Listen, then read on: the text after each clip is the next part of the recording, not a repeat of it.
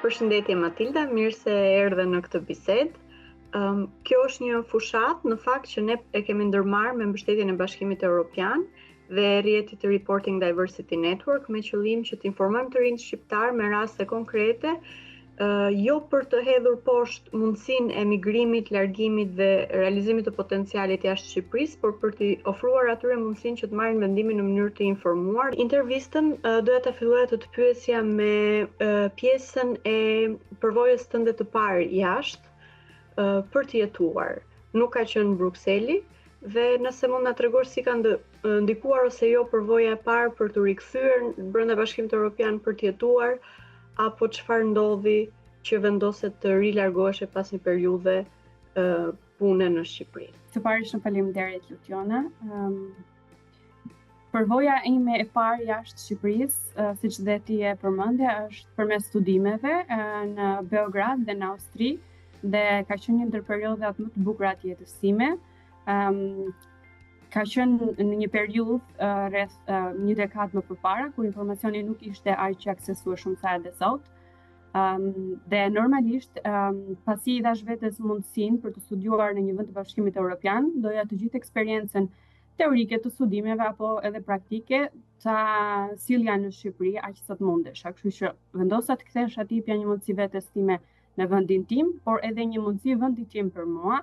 E kam punu për një periudhë rreth 7-8 vite në Shqipëri dhe duke qenë se jam sado që konsideroj veten një person me këmbët në tokë dhe hedh hapa shumë të sigurt, gjithmonë kam dashur ta sfidoj veten nga pak dhe të kërkoj eksperjenca sërish të tjera.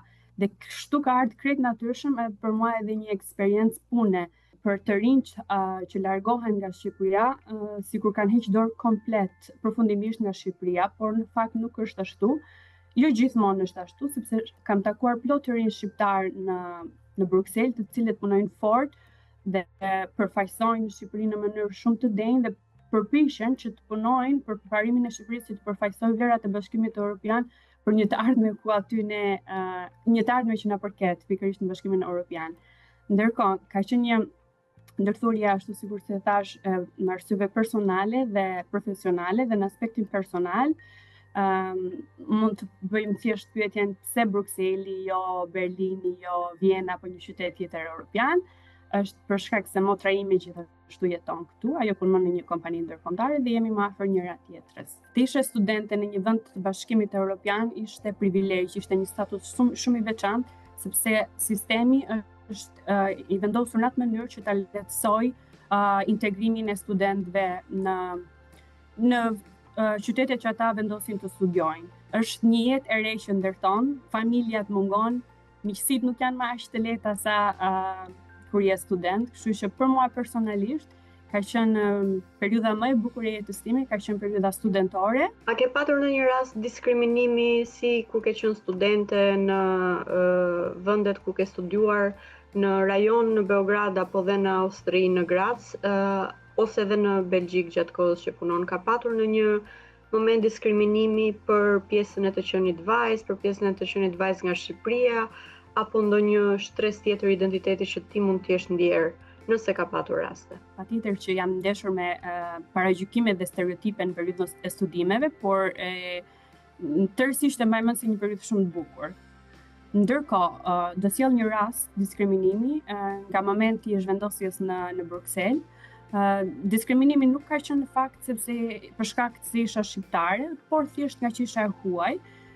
Në fillim kur jam zhvendosur këtu, duhet të shkoja të merrja kartën e lejes së qëndrimit në komunë dhe punonjësi i komunës tek zyra për të huajt refuzoi që të më jepte kartën, duke më folur në një mënyrë shumë të pasjellshme dhe shumë arrogante, si pretendon ti të këtu kur nuk flet dhe gjuhën, ndërkohë i fola në anglisht.